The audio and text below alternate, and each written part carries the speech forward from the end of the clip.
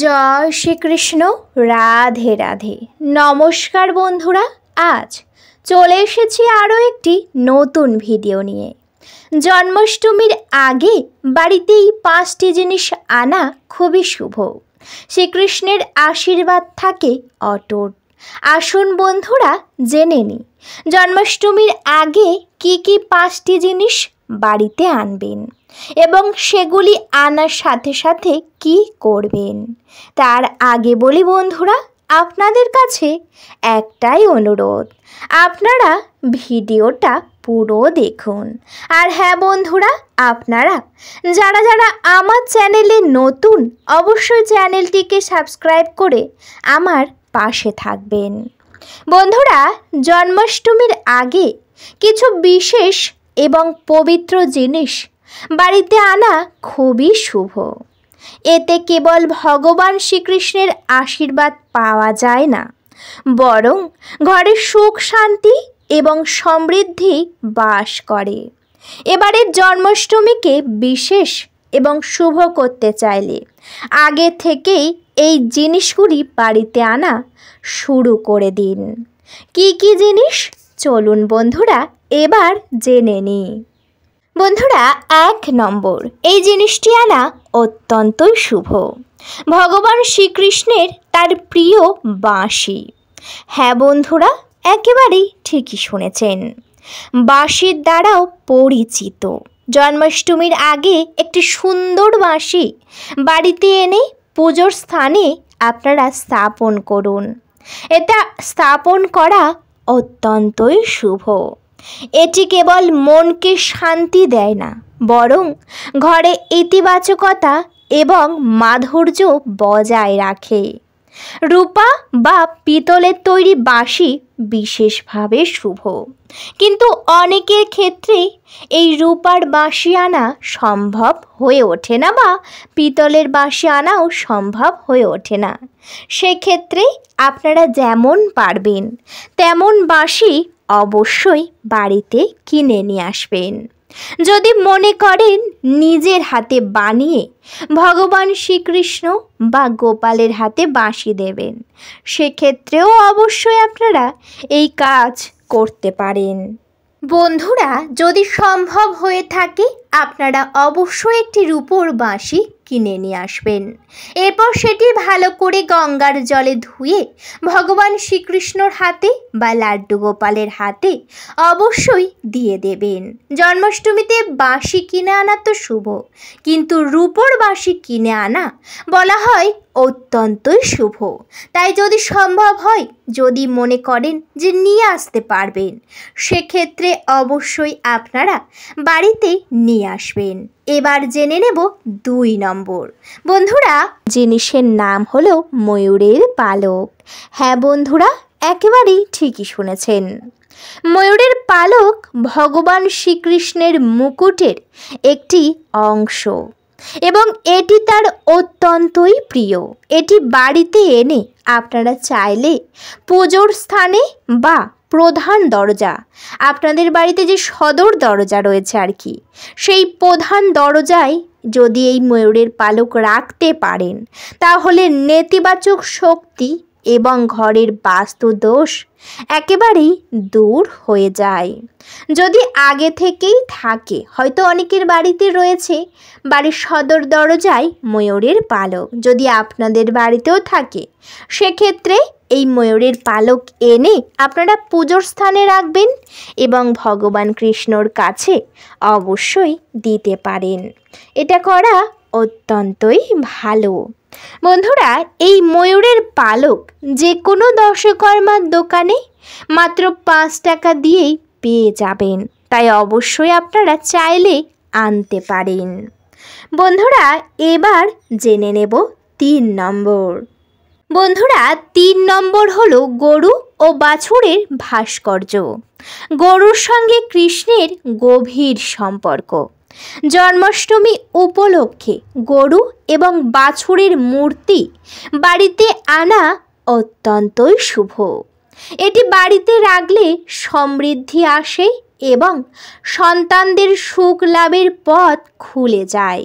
পুজোর স্থানে ধাবত মূর্তি রাখাই অত্যন্তই উত্তম। তাই আপনারা এই জন্মাষ্টমীর আগের দিন বা তারও আগে অবশ্যই একটি গৌমাতা আপনারা বাড়িতে নিয়ে আসবেন। নিয়ে এসে মাত্র যে কৃষ্ণর কাছে দেবেন তা কিন্তু নয়। প্রথমে ভালো করে অভিষেক করাবেন, তারপর ভগবান কৃষ্ণর কাছে দেবেন, বা যদি লাড্ডু গোপাল থাকে তাহলে লাড্ডু গোপালের কাছেও দিতে পারেন। এই গরু বা বাছুরের ভাস্কর্য বা মূর্তি কেনা অত্যন্তই ভালো বা অনেকটাই শুভ। এটা বাড়িতে আনলে সন্তানের সুখ লাভের পথ খুলে যায়। তাই আপনারা অবশ্যই কিনে নিয়ে আসবেন। এছাড়াও বন্ধুরা এবার জেনে নেব 4 নম্বর। এই 4 নম্বর জিনিসটা অত্যন্তই গুরুত্বপূর্ণ। বন্ধুরা 4 নম্বর জিনিসটির নাম হলো বজয়ন্তীর মালা। হ্যাঁ বন্ধুরা, একেবারেই ঠিকই শুনেছেন।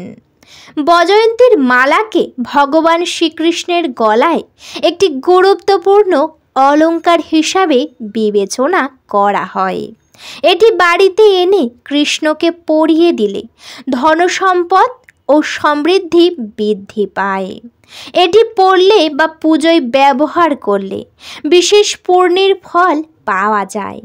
তাই আপনারা অবশ্যই করে একটি বজয়ন্তীর মালা যে কোনো দর্শকর্মার দোকানে খুব সহজেই পেয়ে যাবেন, সেখান থেকে আনবেন। এরপর ভালো করে ধুয়ে আপনারা ভগবান কৃষ্ণর গলাতে এই বজয়ন্তীর মালা অবশ্যই পরিয়ে দেবেন। পরানোর সময় জয় শ্রীকৃষ্ণ বা হরে কৃষ্ণ অবশ্যই বলবেন, তারপর মালাটি আপনারা পরিয়ে দেবেন। বন্ধুরা এই বজয়ন্তী মালার গুরুত্ব অনেক বেশি। যদি আপনাদের বাড়িতে কোনো আর্থিক সমস্যা চলে বা হতে পারে অনেক দিন ধরে নানান সমস্যা চলছে, সেক্ষেত্রে কিন্তু সমস্ত সমস্যা এই জন্মাষ্টমীর পরে একেবারেই দূর হয়ে যাবে। কারণ বজয়ন্তীর মালা যদি ভগবান কৃষ্ণকে পরিয়ে দেওয়া যায় তাহলে ধনসম্পদ ও সমৃদ্ধি অনেকটাই বৃদ্ধি পাবে। তাই অবশ্যই এই কাজ করণীয়। এবার জেনে নেব একেবারেই শেষ নম্বর, অর্থাৎ বন্ধুরা 5 নম্বর। 5 নম্বর হলো শঙ্খ। হ্যাঁ বন্ধুরা, একেবারেই ঠিকই শুনেছেন। শঙ্খের শব্দ নেতিবাচক শক্তিকে দূর করে বলে বিশ্বাস করা হয়। জন্মাষ্টমীর আগে ঘরে একটি শঙ্খ আনুন এবং পুজোর স্থানে অবশ্যই সেই শঙ্খটিকে রাখুন। নিয়মিত ব্যবহার করুন। এটি ঘরের পরিবেশকে পবিত্র এবং প্রাণবন্ত করে রাখে। হয়তো আপনাদের বাড়িতে আগে থেকেই রয়েছে একটি, সেক্ষেত্রে আপনারা একটি জলশঙ্খ আনবেন। এরপর সেই শঙ্খ দিয়ে ভগবান কৃষ্ণকে অভিষেক করাবেন বা গোপালকে অভিষেক করাবেন এবং শঙ্খটি সর্বদাই পুজোর আসনে, অর্থাৎ যে স্থানে আপনাদের দেবতারা বিরাজমান সেই জায়গাতে অবশ্যই শঙ্খটি রেখে দেবেন। বন্ধুরা এই 5টি জিনিস জন্মাষ্টমীর আগে বাড়িতে আনা অত্যন্তই ভালো। জন্মাষ্টমী পড়েছে আগামী 16ই আগস্ট। যদি আপনাদের আগে থেকে বাড়িতে আনতে অসুবিধা হয়, যদি মনে করেন ভুলে গেছেন বা সময় হয়ে উঠছে না, সেক্ষেত্রে জন্মাষ্টমীর দিন পারলেও আপনারা বাড়িতে আনতে পারেন, কিন্তু অবশ্যই আনার চেষ্টা করবেন। অনেকের ক্ষেত্রেও হয়তো এই 5টি জিনিস আনা একেবারেই সম্ভব হয়ে উঠবে না, সেক্ষেত্রে যে কোনো 3টি, যে 3টি আপনারা আনতে পারবেন অবশ্যই নিয়ে আসবেন। এরপর সেগুলি দিয়ে ভালো করে পূজা করবেন এবং বাড়িতে খুবই ভালো করে জন্মাষ্টমীর পূজা পালন করবেন। এতে আপনাদের সুখ বাড়বে এবং সমস্ত সমস্যা, আর্থিক কষ্ট, বাস্তুদোষ একেবারেই দূর হয়ে যাবে ভগবান কৃষ্ণর আশীর্বাদে। সবাই একবার ভালোবেসে কমেন্টে জয় শ্রীকৃষ্ণ লিখবেন। ভিডিওটা এই পর্যন্ত। ভিডিওটি যদি ভালো লেগে থাকে অবশ্যই ভিডিওতে একটি লাইক করবেন, শেয়ার করবেন এবং সাবস্ক্রাইব করে আমার পাশে থাকবেন। আজকের মতো আমি বিদায় নিলাম। সবাই ভালো থাকবেন, সুস্থ থাকবেন। সকলকে জানাতে চাই অনেক অনেক হরে কৃষ্ণ। রাধে রাধে। জয় শ্রীকৃষ্ণ।